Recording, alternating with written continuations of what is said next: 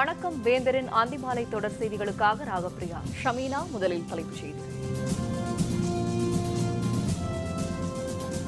10ஆம் தேதிக்கு பிறகு ரயில் பேருந்துகளில் பழைய 500 ரூபாய் ஏற்கப்படாது, மத்திய அரசு அறிவிப்பு.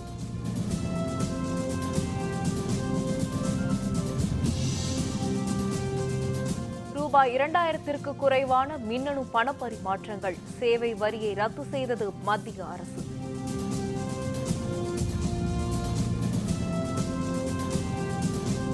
நாடாளுமன்றம் முடக்கப்படுவதை ஏற்க முடியாது, பிரணாப் முகர்ஜி கடும் கண்டனம்.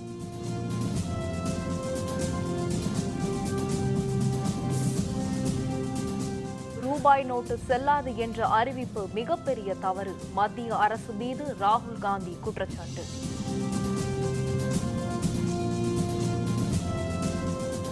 முதல்வர் பன்னீர்செல்வம் சசிகலா சந்திப்பு, அமைச்சர்களும் உடன் சென்று ஆலோசனை.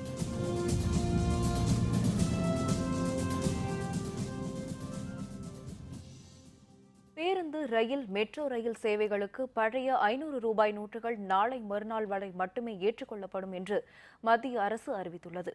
பேருந்து மற்றும் ரயில் பயணங்களுக்கு வரும் 15ஆம் தேதி வரை பழைய 500 ரூபாய் நோட்டுகளை பயன்படுத்தலாம் என்று ஏற்கனவே அறிவிக்கப்பட்டிருந்த நிலையில் தற்போது இந்த புதிய அறிவிப்பு வெளியாகியுள்ளது. இதன்படி நாளை மறுநாளுக்கு பிறகு பேருந்து, ரயில் மற்றும் மெட்ரோ ரயில் சேவைகளுக்கு பழைய 500 ரூபாய் நோட்டுகளை பயன்படுத்த முடியாது.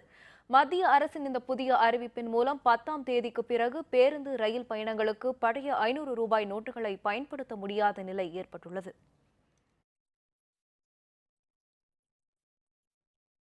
கிரெடிட் மற்றும் டெபிட் கார்டுகள் மூலம் 2000 ரூபாய் வரை பொருட்கள் வாங்குவோருக்கு சேவை வரி வசூலிக்கப்படாது என்று மத்திய நிதியமைச்சகம் அறிவித்துள்ளது.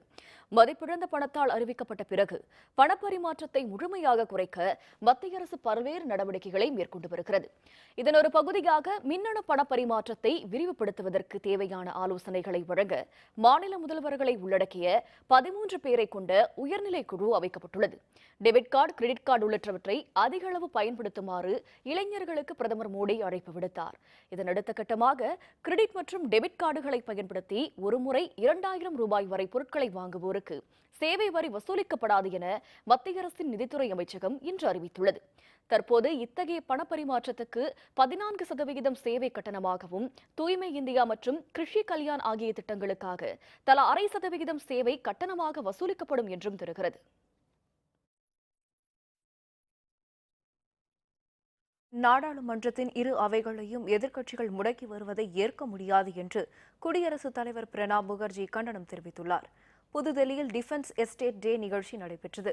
இதில் வலிமையான ஜனநாயகத்திற்கான மறுசீரமைப்பு என்ற தலைப்பில் குடியரசுத் தலைவர் பிரணாப் முகர்ஜி உரையாற்றினார். அப்போது பேசிய அவர், நாட்டிற்காக பாடுபட எம்பிக்களை தேர்ந்தெடுத்து மக்கள் அனுப்பி வைத்துள்ளனர் என்றும் போராட்டம் நடத்த அல்ல எனவும் கூறினார்.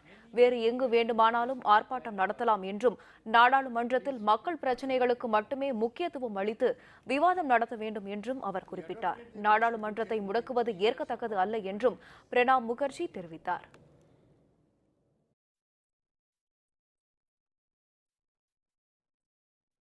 மதிப்பிழந்த ரூபாய் தாள்கள் அறிவிப்பு என்ற மத்திய அரசின் அறிவிப்பு மிகப்பெரிய தவறு என காங்கிரஸ் துணைத் தலைவர் ராகுல் காந்தி குற்றம் சாட்டியுள்ளார். பழைய 500, 1000 ரூபாய் செல்லாது என பிரதமர் மோடி அறிவித்து 1 மாதம் நிறைவடைந்துள்ளது.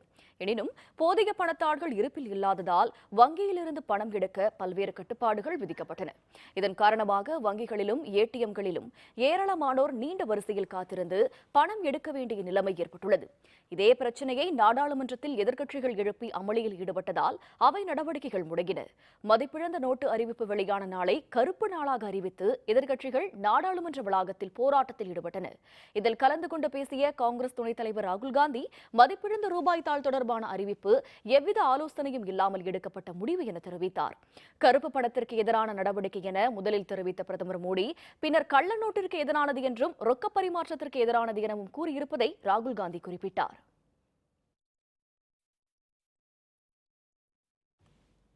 மதிப்பிழந்த ரூபாய் நோட்டு பிரச்சினையை எழுப்பி எதிர்க்கட்சி உறுப்பினர்கள் தொடர் அமளியில் ஈடுபட்டதால் மாநிலங்களவை நாள் முழுவதும் ஒத்திவைக்கப்பட்டது. நாடாளுமன்ற குளிர்கால கூட்டத்தொடர் கடந்த மாதம் 16ஆம் தேதி தொடங்கியது. கூட்டத்தொடரின் முதல் நாளில் இருந்து ரூபாய் நோட்டு அறிவிப்பை திரும்பப் பெற வலியுறுத்தி எதிர்க்கட்சிகள் அமளியில் ஈடுபட்டு வருகின்றன. தற்போதைய கூட்டத்தொடரில் எந்த நடவடிக்கையும் எடுக்க விடாமல் எதிர்க்கட்சிகள் இரு அவைகளையும் முடக்கி வருகின்றன. இன்று காலை மாநிலங்களவை கூடியதும் ரூபாய் நோட்டு விவகாரத்தில் வாக்கெடுப்புடன் கூடிய விவாதம் நடத்த வேண்டும் என எதிர்க்கட்சி உறுப்பினர்கள் முழக்கமிட்டனர். இதனையடுத்து நண்பகல் 12 மணி வரையிலும் பின்னர் 2 மணி வரையிலும் அவை ஒத்திவைக்கப்பட்டது. பின்னர் கூடியதும் உறுப்பினர்களின் கூச்சல் குழப்பம் தொடர்ந்ததை அடுத்து மாநிலங்களவை நாளை வரை ஒத்திவைக்கப்பட்டது.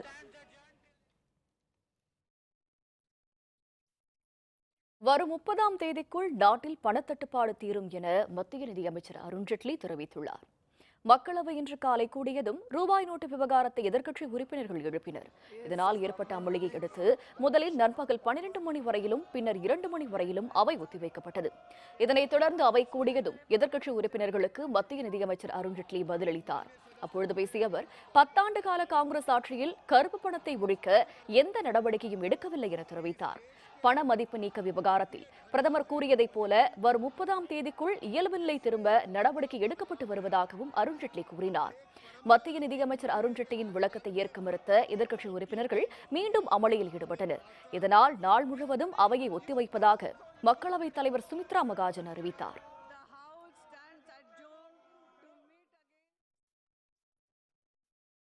தமிழக முதல்வர் ஓ பன்னீர்செல்வம் போயஸ் தோட்ட இல்லத்திற்கு சென்று மறைந்த முதல்வர் ஜெயலலிதாவின் தோழி சசிகலாவை சந்தித்து ஆலோசனை நடத்தியதாக தகவல்கள் தெரிவிக்கின்றன. மறைந்த முதல்வர் ஜெயலலிதா வசித்து வந்த போயஸ் தோட்ட இல்லத்தில் தற்போது அவரது தோழி சசிகலா வசித்து வருகிறார். இன்று பிற்பகல் 11:30 மணி அளவில் முதல்வர் ஓ பன்னீர்செல்வம் மற்றும் அமைச்சர்கள் திண்டுக்கல் ஸ்ரீனிவாசன், எடப்பாடி பழனிசாமி, பி தங்கமணி, எஸ்.பி. வேலுமணி, வீரமணி, மணிகண்டன் உள்பட முக்கிய அமைச்சர்கள் போயஸ் தோட்டத்திற்கு வந்தனர். முதல்வர் ஓ பன்னீர்செல்வம் சசிகலாவை சந்தித்து ஆலோசனை நடத்தியதாக கூறப்படுகிறது. இதனைத் தொடர்ந்து அமைச்சர்கள் கே பாண்டியராஜன், ஜெயக்குமார் ஆகியோரும் போயஸ் தோட்டம் இல்லம் சென்று சசிகலாவை சந்தித்தனர்.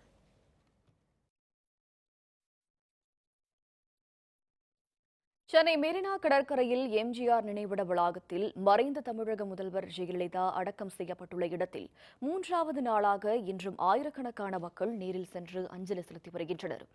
மறைந்த முதல்வர் ஜெயலலிதாவின் உடல் மெரினாவில் உள்ள எம்ஜிஆர் நினைவிட வளாகத்தில் நேற்று முன்தினம் நல்லடக்கம் செய்யப்பட்டது. பின்னர் அந்த இடத்தை சுற்றி தடைகள் அமைக்கப்பட்டு காவல்துறையினர் 24 மணி நேரமும் பாதுகாப்பு பணியில் ஈடுபட்டுள்ளனர்.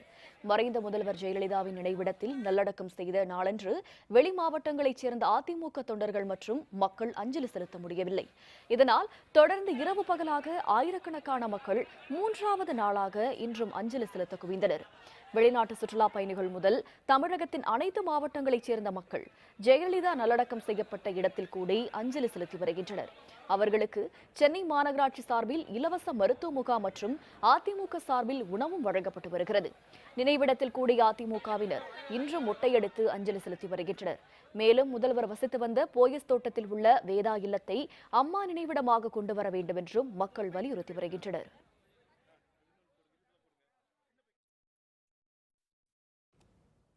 மறைந்த முன்னாள் முதல்வர் ஜெயலலிதாவின் நினைவிடத்திற்கு வருகை தரும் மக்கள் அவர் வாழ்ந்த போயஸ் தோட்ட இல்லத்தையும் பார்த்து செல்கின்றனர்.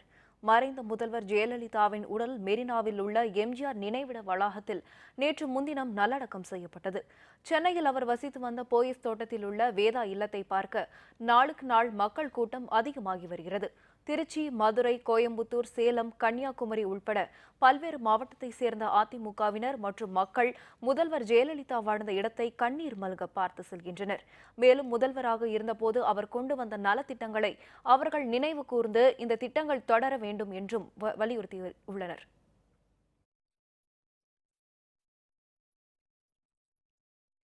சென்னையில் சில தொழிலதிபர்களின் வீடுகளில் நடத்தப்பட்ட வருமான வரி சோதனையில் 90 கோடி ரூபாய் மற்றும் 100 கிலோ தங்கம் பறிமுதல் செய்யப்பட்டதாக தகவல்கள் தெரிவிக்கின்றன. சென்னையை சேர்ந்த தொழிலதிபர்களான சேகர் ரெட்டி, ஸ்ரீனிவாச ரெட்டி, பிரேம் ஆகியோர் வீடுகள் உட்பட அவர்களுக்கு சொந்தமான 8 இடங்களில் இன்று காலையில் வருமான வரித்துறையினர் சோதனையை தொடங்கினர். தியாகராய நகர், அண்ணா நகர் உள்ளிட்ட இடங்களில் நடத்தப்பட்ட இந்த சோதனைகளில் 70 கோடி ரூபாய் புதிய தாள்களும் 20 கோடி ரூபாய் பழைய தாள்களும் சுமார் 100 கிலோ தங்கத்தையும் பறிமுதல் செய்ததாக கூறப்படுகிறது. இவர்களின் வங்கிக் கணக்குகளின் பணப்பரிமாற்றத்தில் ஏற்பட்ட சந்தேகத்தை தொடர்ந்து வருமான வரித்துறை இந்த சோதனைகளை தொடங்கி நடத்தி வருகிறது. தரகு அடிப்படையில் பணப்பரிமாற்றம் செய்யப்பட்டது குறித்தும் விசாரணை நடைபெற்று வருகிறது. தலாக் மரபிற்கு எதிராக அலகாபாத் உயர்நீதிமன்றம் வழங்கிய தீர்ப்பை எதிர்த்து மேல்முறையீடு செய்யப்படும் என முஸ்லிம் தனிநபர் சட்ட வாரியம் தெரிவித்துள்ளது. இஸ்லாம் மதத்தில் திருமணமான பெண்ணை அவரது கணவர் தலாக் என 3 முறை கூறி விவாகரத்து செய்வது மரபாக உள்ளது. இந்நிலையில் இந்த முறையில் முதல் மனைவியை விவாகரத்து செய்த உத்தரப்பிரதேச மாநில நபர் தனக்கும் தனது இரண்டாவது மனைவிற்கும் பாதுகாப்பு கோரி அலகாபாத் உயர்நீதிமன்றத்தில் மனு தாக்கல் செய்தார். அதன் மீதான விசாரணை நீதிபதி சுனித் குமார் முன்பு இன்று நடைபெற்றது. இருதரப்பு வாதத்திற்கு பின்னர் தலாக் முறையில் மனைவியை விவாகரத்து செய்வது அரசியலமைப்பு சட்டத்திற்கு எதிரானது என நீதிபதி உத்தரவிட்டார். இஸ்லாமிய தனிநபர் சட்ட வாரியம் அரசியலமைப்பு சட்டத்தை விட மேலானது கிடையாது என்றும் நீதிபதி தனது தீர்ப்பில் குறிப்பிட்டுள்ளார். இதனைத் தொடர்ந்து தனி நீதிபதியின் தீர்ப்புக்கு எதிராக மேல்முறையீடு செய்ய உள்ளதாக அகில இந்திய முஸ்லிம் தனிநபர் சட்ட வாரியம் தெரிவித்துள்ளது.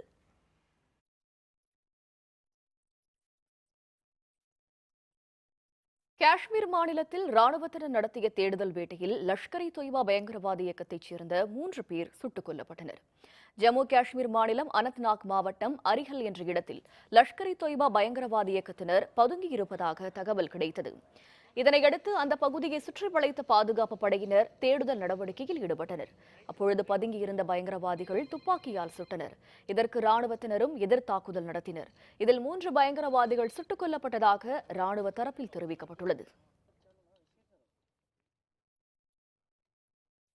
வங்கக்கடலில் உருவாகியுள்ள வர்தா புயல் ஆந்திரத்தை நோக்கி நகர்ந்து வரும் 12ஆம் தேதி நெல்லூர் காக்கிநாடா இடையே கரையை கடக்கும் என சென்னை வானிலை மையம் தெரிவித்துள்ளது. தென்மேற்கு வங்கக்கடலில் உருவான குறைந்த காற்றழுத்த தாழ்வு மண்டலம் 48 மணி நேரத்தில் வலுப்பெற்று புயலாக மாறும் என கடந்த வாரம் இந்திய வானிலை மையம் தெரிவித்திருந்தது. இந்த காற்றழுத்த தாழ்வு மண்டலம் புயலாக மாறியுள்ளதை அடுத்து வர்தா புயல் என பெயரிடப்பட்டுள்ளது. வர்தா புயல் காரணமாக ஆந்திரத்தில் பலத்த மழை பெய்யும் என்றும் அந்தமான் தீவு மற்றும் வடக்கு ஆந்திரத்தை ஒட்டியுள்ள பகுதியில் கடல் சீற்றம் அதிகரிக்கும் என்றும் கூறியிருந்தது. இது தொடர்பாக செய்தியாளர்களுடன் பேசிய சென்னை வானிலை மைய இயக்குநர் பாலச்சந்திரன், வங்கக்கடலில் உருவான புயல் வரும் 12ஆம் தேதி முற்பகலில் கரையை கடக்கும் என தெரிவித்தார். விசாகப்பட்டினத்திற்கு தென்கிழக்கே 1060 கிலோமீட்டர் தொலைவில் வர்தா புயல் மையம் கொண்டிருப்பதாக கூறினார். இதனால் 10ஆம் தேதி முதல் ஆந்திர கடல் பகுதிக்கு மீனவர்கள் செல்ல வேண்டாம் என்றும் பாலச்சந்திரன் கூறினார்.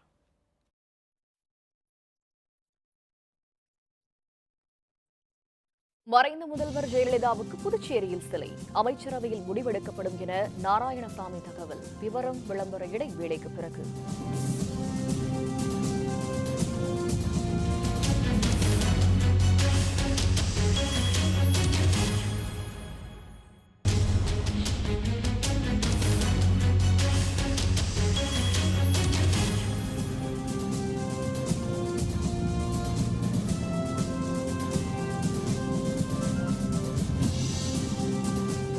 செய்திகள் தொடர்கின்றன. திமுக தலைவர் கருணாநிதி ஓய்வெடுக்க வேண்டும் என்று மருத்துவர்கள் அறிவுறுத்தியுள்ளதால் அவரை பார்க்க நேரில் வருவதை தவிர்க்குமாறு கட்சியின் தலைமை அறிவுறுத்தியுள்ளது. இதுபற்றி திமுக தலைமை அலுவலகம் செய்திக்குறிப்பு ஒன்றை வெளியிட்டுள்ளது. சென்னை காவேரி மருத்துவமனையில் சிகிச்சை பெற்று வந்த திமுக தலைவர் கருணாநிதியின் உடல்நிலை தேறியதையடுத்து நேற்று அவர் வீடு திரும்பினார். எனினும் மேலும் சில நாட்கள் அவர் ஓய்வெடுக்க வேண்டும் என்றும் நோய் தொற்றுக்கு ஆளாகாமல் கவனமாக இருக்க வேண்டும் என்றும் மருத்துவர்கள் அறிவுறுத்தியுள்ளனர். இதனையடுத்து திமுக தலைமை அலுவலகம் வெளியிட்டுள்ள அறிக்கையில் கருணாநிதியை பார்க்க நேரில் வருவதை கழக தொண்டர்கள், நண்பர்கள் தவிர்க்க வேண்டும் என கேட்டுக் கொள்ளப்பட்டுள்ளது. இதற்கு அனைவரும் ஒத்துழைப்பு அளிக்க வேண்டும் எனவும் அந்த அறிக்கையில் குறிப்பிடப்பட்டுள்ளது. மறைந்த முதல்வர் ஜெயலலிதாவிற்கு புதுச்சேரியில் சிலை வைப்பது தொடர்பாக அமைச்சரவையில் முடிவு எடுக்கப்படும் என முதல்வர் நாராயணசாமி தெரிவித்துள்ளார். புதுச்சேரி சட்டப்பேரவை அதிமுக தலைவர் அன்பழகன் தலைமையில் கட்சி சட்டப்பேரவை உறுப்பினர்கள் புதுச்சேரியில் முதல்வர் நாராயணசாமியை சந்தித்தனர். மறைந்த முதல்வர் ஜெயலலிதாவிற்கு புதுச்சேரியில் சிலை வைக்க வேண்டும் என கோரி மனு ஒன்றை அளித்தனர். இதனை பெற்றுக்கொண்ட முதல்வர் நாராயணசாமி அமைச்சரவை கூட்டத்தில் விவாதிக்கப்பட்டு ஜெயலலிதாவிற்கு சிலை வைப்பது குறித்து முடிவெடுக்கப்படும் என உறுதியளித்தார். பின்னர் செய்தியாளர்களுடன் பேசிய முதல்வர் நாராயணசாமி, ஜெயலலிதாவின் மறைவை ஒட்டி புதுச்சேரியில் சட்டம் ஒழுங்கை பாதுகாத்த காவல்துறையினருக்கு பாராட்டுகளை தெரிவித்துக் கொண்டார்.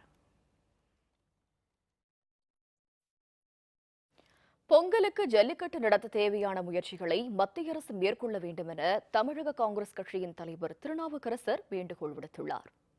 ஈரோட்டில் செய்தியாளர்களுடன் பேசிய அவர், விவசாயத்துக்கு தண்ணீரின்றி தவிக்கும் மாவட்டங்களை வறட்சி மாவட்டங்களாக அறிவித்து உரிய நிவாரணம் அளிக்கப்பட வேண்டும் என்றும் பயிர் பாதுகாப்பை உறுதி செய்ய வேண்டும் என்றும் கேட்டுக் கொண்டார். சென்னையிலிருந்து புதுக்கோட்டை வழியாக மானாமதுரை செல்லும் சிலம்பு விரைவு ரயில் செங்கோட்டை வரை நீட்டிக்கப்பட உள்ளது என மதுரை கோட்ட ரயில்வே மேலாளர் சுனில்குமார் கார்கே தெரிவித்தார். புதுக்கோட்டை ரயில் நிலைய பணிகளை ஆய்வு செய்த பின்னர் செய்தியாளர்களுடன் பேசிய அவர், அடுத்த 2 அல்லது 3 ஆண்டுகளுக்குள் மதுரை கோட்டத்தில் உள்ள அனைத்து லெவல் கிராசிங்குகளும் மூடப்பட்டு சப்வே அமைக்கப்படும் என்று தெரிவித்தார்.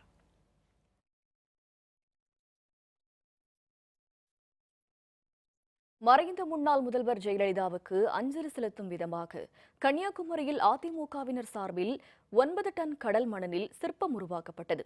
மறைந்த முன்னாள் முதல்வர் ஜெயலலிதாவுக்கு பல்வேறு தரப்பினரும் அஞ்சலி செலுத்தி வருகின்றனர். இந்நிலையில் கன்னியாகுமரி மாவட்டம் திரிவேணி சங்கமம் பகுதியில் 9 டன் கடல் மணலை கொண்டு சிற்பம் உருவாக்கப்பட்டுள்ளது. இந்த சிற்பத்தினை சுசீந்திரத்தைச் சேர்ந்த சிற்பி சுரேஷ் உருவாக்கினார். தத்ரூபமாக உருவாக்கப்பட்ட ஜெயலலிதா மணல் சிற்பத்திற்கு ஏராளமான பொதுமக்கள் மலர் தூவி அஞ்சலி செலுத்தி வருகின்றனர்.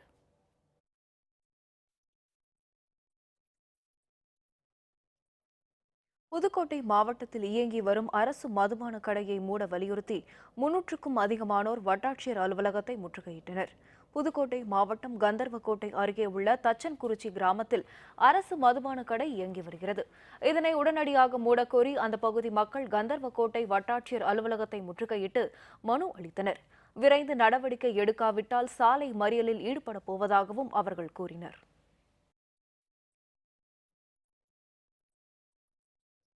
மதுரையில் மதிப்பிழந்த பணத்தாள்களை மாற்ற வங்கியின் முன்பு வரிசையில் காத்து நின்றவர் மயங்கி விழுந்தவர் பலியானார்.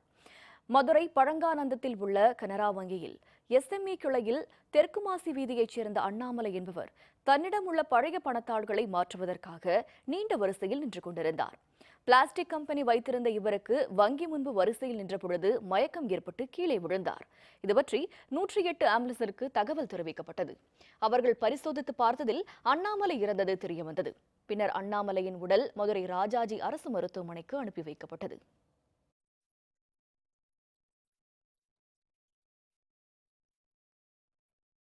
ஈரோடு மாவட்டம் கோபிச்செட்டிப்பாளையம் அருகே 10 நாட்களுக்கும் மேலாக மின் இணைப்பு சீரமைக்கப்படாததை கண்டித்து கிராம மக்கள் சாலை மறியல் போராட்டத்தில் ஈடுபட்டனர். கோபிச்செட்டிப்பாளையம் அடுத்த மலையப்ப பாலத்தில் வசிக்கும் மக்கள் தங்கள் பகுதியில் மின் இணைப்பில் பழுது ஏற்பட்டால் மின்வாரிய ஊழியர்கள் உடனடியாக சரி செய்வது இல்லை என புகார் தெரிவிக்கின்றனர். மின்சாரம் துண்டிக்கப்பட்டு 10 நாட்களுக்கு மேலாகியும் சீர் செய்யப்படவில்லை என கூறும் கிராம மக்கள் இதனை கண்டித்து நம்பியூர் திருப்பூர் சாலையில் மறியல் போராட்டத்தில் ஈடுபட்டனர். தகவல் அறிந்து விரைந்த மின்சாரத்துறை ஊழியர்கள் உரிய நடவடிக்கை எடுப்பதாக உறுதியளித்ததன் பேரில் போராட்டம் விலக்கிக் கொள்ளப்பட்டது. பருவமழை தவறியதால் அரியலூர் மாவட்டத்தில் 15,000 ஏக்கரில் பயிரிடப்பட்டுள்ள மக்காச்சோள பயிர் முழுமையாக பாதிக்கப்பட்டதாக விவசாயிகள் கவலை தெரிவித்தனர். பருவமழை தவறியதால் தமிழகத்தின் நடப்பு பருவ சாகுபடி கடுமையாக பாதிக்கப்பட்டது. இந்நிலையில் அரியலூர் மாவட்டத்தில் தாமரைக்குளம் உட்பட பல்வேறு கிராமங்களில் சுமார் 15,000 ஏக்கரில் மக்காச்சோளம் பயிரிடப்பட்டது. பல ஆயிரம் ரூபாய் செலவு செய்து சாகுபடி செய்யப்பட்ட மக்காச்சோளம் பருவமழை பொய்த்ததால் கருகிவிட்டதாக விவசாயிகள் தெரிவித்தனர். மக்காச்சோளம் மூலம் கிடைக்கும் வருவாய்தான் ஆண்டு முழுவதற்கான வருமானம் என்று கூறிய விவசாயிகள் இப்பொழுது கையிருப்பு பணம் கூட இல்லாது தவித்து வருவதாக தெரிவித்தனர். இதனால் உரிய இழப்பீட்டுத் தொகையை தமிழக அரசு விரைவாக வழங்க வேண்டும் என அரியலூர் மாவட்ட விவசாயிகள் வேண்டுகோள் விடுத்துள்ளனர்.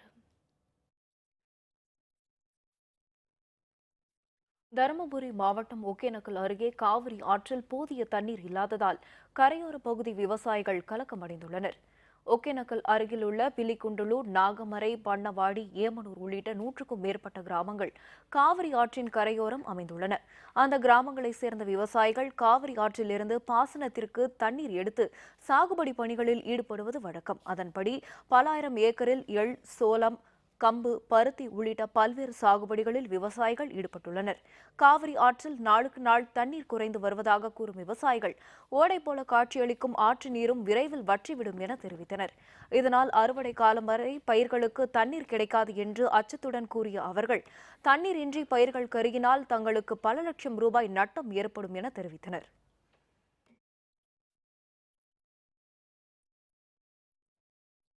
தென் தமிழகத்தின் முக்கிய பூ சந்தைகளில் ஒன்றான கன்னியாகுமரி தோவளை பூச்சந்தையில் பூக்களின் விலை அதிகரித்துள்ளது. கன்னியாகுமரி மாவட்டம் தோவாளை பூ சந்தையிலிருந்து வெளி மாநில மற்றும் மாவட்டங்களுக்கு பூக்கள் விற்பனைக்காக அனுப்பப்படுகின்றன. தற்பொழுது பனிப்பொழிவின் காரணமாக பூக்களின் வரத்து குறைந்து காணப்படுகிறது. இதனால் சம்பங்கி, ரோஜா, வாடாமல்லி உள்ளிட்ட பூக்களின் விலை அதிகரித்துள்ளது. இருப்பினும் நாளை திருமண நாள் என்பதால் பூக்கடைகளில் வாடிக்கையாளர்களின் கூட்டம் அலை மோதியது.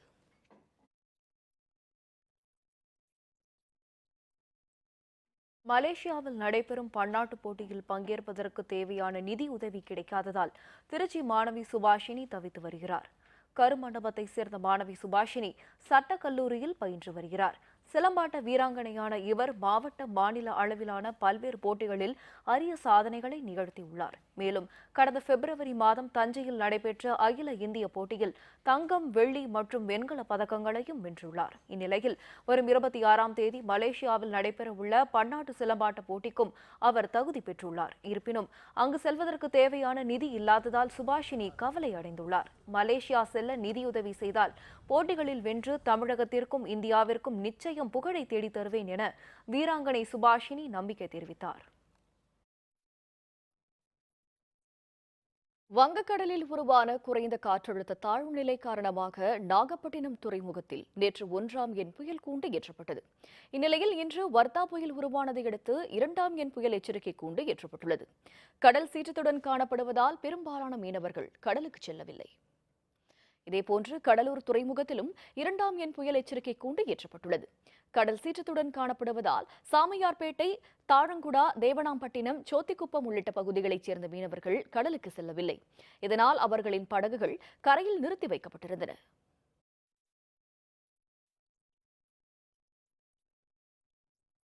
ராமேஸ்வரம் பாம்பன் துறைமுகத்தில் சென்னை வானிலை ஆய்வு மைய உத்தரவின் பேரில் 2ஆம் எண் புயல் எச்சரிக்கை கூண்டு ஏற்றப்பட்டது.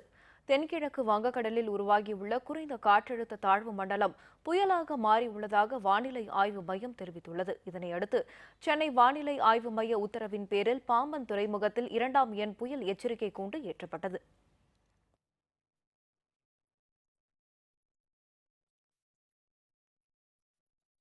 இந்தியாவுக்கு எதிரான 4வது டெஸ்ட் போட்டி முதல் நாள் ஆட்ட முடிவில் இங்கிலாந்து 5 விக்கெட் இழப்பிற்கு 288 ரன்கள். விவரம் விளம்பர இடைவேளைக்கு பிறகு.